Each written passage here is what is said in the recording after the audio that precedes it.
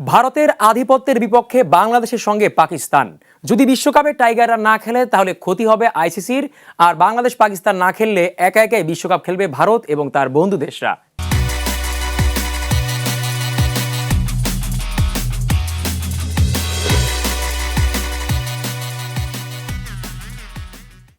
আসসালামু আলাইকুম দর্শক, অনেক দিন পর দ্য স্পোর্ট চ্যাটে আমি জিসান আহমেদ রয়েছি আপনাদের সঙ্গে। আজ কথা বলবো আলোচিত সবচেয়ে বেশি যে টপিক নিয়ে এখন কথা হচ্ছে দেশের ক্রিকেটে, সেটা হচ্ছে বাংলাদেশ কি আদৌ বিশ্বকাপে যাবে কিনা। এটা নিয়েই অনেক দিন ধরেই কন্ট্রোভার্সি হচ্ছে। তবে আপনারা ইতিমধ্যেই জেনে গেছেন যে পাকিস্তান দল তাদের যে বিশ্বকাপের প্রস্তুতি, সে প্রস্তুতি থামিয়ে দিয়েছে ইন এ সেন্স যে তারা বিশ্বকাপ প্রস্তুতিটা নিচ্ছে না। এই কারণে বাংলাদেশের সঙ্গে তারাও ভারতের বিপক্ষে গিয়ে দাঁড়াতে চায়। কেন দাঁড়াতে চায়, দাঁড়াতে গেলে কি হতে পারে, কিংবা বাংলাদেশের এখানে কি লাভ আছে তা নিয়ে একটু আলোচনা করি। প্রথমত, কেন পাকিস্তান এই কাজ করলো? আমার কাছে মনে হয় পাকিস্তান এই কাজ করার প্রথম কারণ তাদের নিজেদের অ্যাডভান্টেজ। আমরা জানি সোশ্যাল মিডিয়া অনেকেই বলাবলি করছেন বাংলাদেশ পাকিস্তান ভাই ভাই, বাংলাদেশের পাশে এসে দাঁড়ালেন, এরকম কিছু আমার কাছে প্রথমত মনে হয় না। প্রথমত যেটা মনে হয় যে বাংলাদেশের সাথে সাথে তাদেরও একটা অ্যাডভান্টেজ আছে। কোথায়? খেয়াল করে দেখবেন, এর আগেও 4-5 বছর ধরে আমরা দেখছি যে ভারতের একটা আধিপত্য কিন্তু আইসিসির মধ্যে রয়েছে, বিসিসিআই, এবং নানা সময়ে পাকিস্তান কিন্তু সেখানে যাবে না বলে জানিয়ে দিয়েছিল, কিন্তু কোনোবারই পাকিস্তানের কথা তেমন একটা তোয়াক্কার মধ্যে নেয় না বিসিসিআই এবং আইসিসি। কিন্তু বাংলাদেশ যে এবার বিশ্বকাপ খেলবে না, ভারত এটা বলার পর থেকেই আইসিসি একটু চাপে পড়ে গেছে।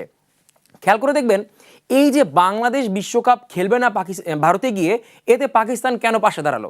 এই কারণেই দাঁড়িয়েছে, ফিউচারে যদি ভারত পাকিস্তানের মধ্যে এরকম কোনো একটা অ্যাম্বিগুয়াস সিচুয়েশন আসে যেখানে পাকিস্তান একাই লড়াই করছে, তখন দেখবেন আইসিসি তাদেরকে ধামাচাপা দিয়ে দেবে। একটু সহজ করে বলি, মানে এখন যদি বাংলাদেশকে দমিয়ে রাখা হয়, তাহলে ভবিষ্যতে যদি পাকিস্তানও বলে আমরা খেলবো না বা অমুক করব তমুক করব, তখন আইসিসি বলবে চুপ, কোনো কথা হবে না। এখন বাংলাদেশের এই যে ভারতের বিপক্ষে গিয়ে, আইসিসির বিপক্ষে গিয়ে নিজেদের স্ট্যান্সে থাকা, এখানে পাকিস্তানের একটা অ্যাডভান্টেজ আছে, এটা যে পাকিস্তানও ভেবে নিচ্ছে যে বাংলাদেশের যদি আসলে এরকম একটা ভালো সিচুয়েশনে আমরা পাশে দাঁড়াই, তাহলে ভবিষ্যতে বাংলাদেশও আমাদের পাশে দাঁড়াবে এবং আমরাও আইসিসির উপর একটা কর্তৃত্ব স্থাপন করতে পারবো।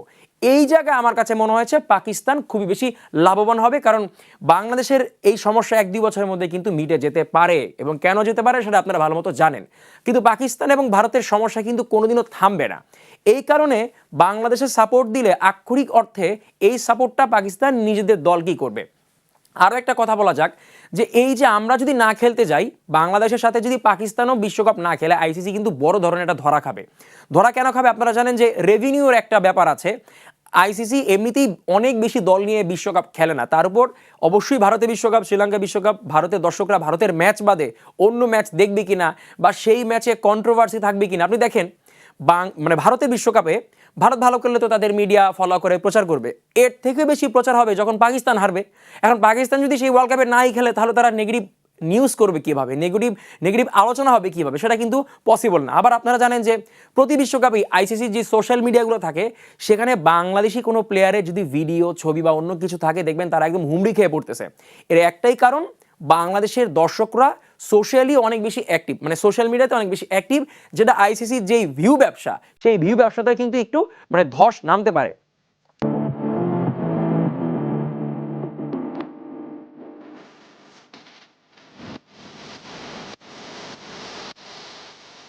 আরও একটা কারণ আপনাদের বলি, যদি বাংলাদেশ বিশ্বকাপ না খেলে ভারতে গিয়ে এবং পাকিস্তানও বাংলাদেশের পাশে এসে দাঁড়ায়, তাহলে দেখবেন ভবিষ্যতে অন্য দেশগুলো এই সিদ্ধান্ত নিবে। কারণ প্রত্যেকটা দেশ, আপনি জানেন ওয়েস্ট ইন্ডিজের ক্রিকেটাররা, অস্ট্রেলিয়ান ক্রিকেটাররা, ইংল্যান্ডের অনেক ক্রিকেটাররা, তারা কিন্তু প্রায়ই বলে থাকেন যে আপনারা তো জাননি বিসিসিআই আইসিসির উপর একটা কর্তৃত্ব স্থাপন করে রেখেছে, কেউ তো ভাই কিছু বলতে পারে না। কিন্তু ভাই, যখন দেয়ালে পিঠ থেকে যায়, তখন সব দেশই সামনে আসে, এবং এই সামনে আসাটা কখন হয়? যখন আপনি নিজে দেয়ালে পিঠ ঠেকবেন। এখন আপনি দেখলেন আপনার প্রতিবেশী পিঠ দেয়ালে ঠেকে গেছে, আপনি তখন কিন্তু খুব একটা যাবেন না। যখন আপনার নিজের পিঠ দেয়ালে ঠেকে যাবে, তখন আপনি প্রতিবাদটা করবেন। এখন এই যে আমরা নানা সময় দেখছি অনেক পাকিস্তানি বংশোদ্ভূত প্লেয়ারদেরকে বিসিসিআই, আইসিসি, ভারত কোনোভাবেই ভিসা দিচ্ছে না। এখন ধরেন সিকান্দার রেজা, তিনি কিন্তু পাকিস্তানি বংশোদ্ভূত একজন মুসলিম ক্রিকেটার, তাকে যদি ভিসা না দেয়, জিম্বাবুয়ে কি খুব ভালো চোখে দেখবে? এটা কোনোভাবেই দেখবে না। এরকম অনেক ক্রিকেটার রয়েছেন, ইউএইর অনেক ক্রিকেটার রয়েছেন যারা আসলে মুসলিম এবং তারা পাকিস্তানি বংশোদ্ভূত।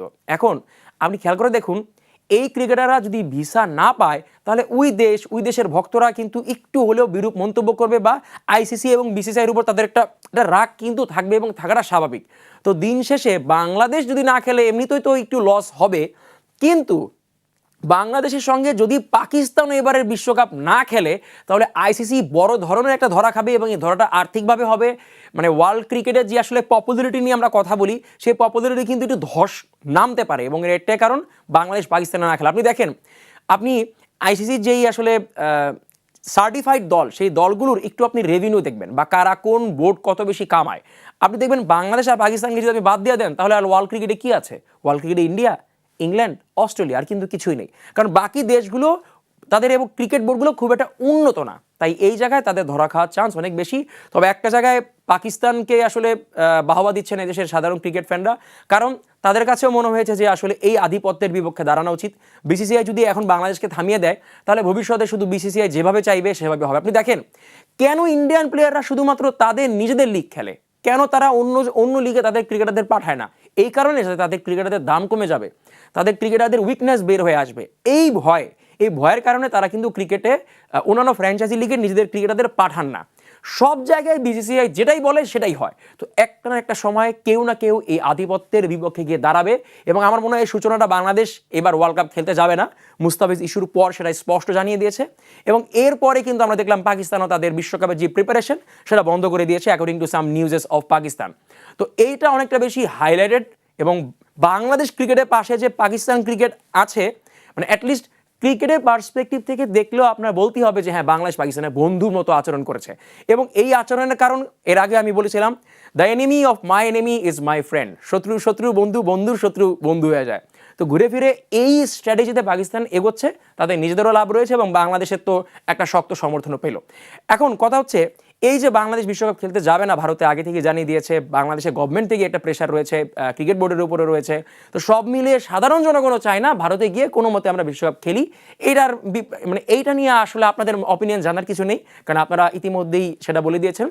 আমি যে অপিনিয়ন জানতে চাই, এক, পাকিস্তান যে বিশ্বকাপ প্রস্তুতি বন্ধ করে দিয়েছে বা তারা যে খেলতে যাবে না, এই সিদ্ধান্তকে আপনারা কিভাবে দেখছেন? এবং ভবিষ্যতে বাংলাদেশ ক্রিকেট এবং পাকিস্তান ক্রিকেট বোর্ডের মতো আর কোন কোন ক্রিকেট বোর্ড ভারতের এই আধিপত্যের বিপক্ষে গিয়ে দাঁড়াতে পারে, সেটা অবশ্যই আপনাদের যেই কমেন্ট সেকশন রয়েছে সেখানে অবশ্যই জানাবেন। এবং অনেকদিন পর দ্য স্পোর্টস চ্যাটে আমি আপনাদের সঙ্গে ছিলাম জিসান আহমেদ। ধন্যবাদ সবাইকে।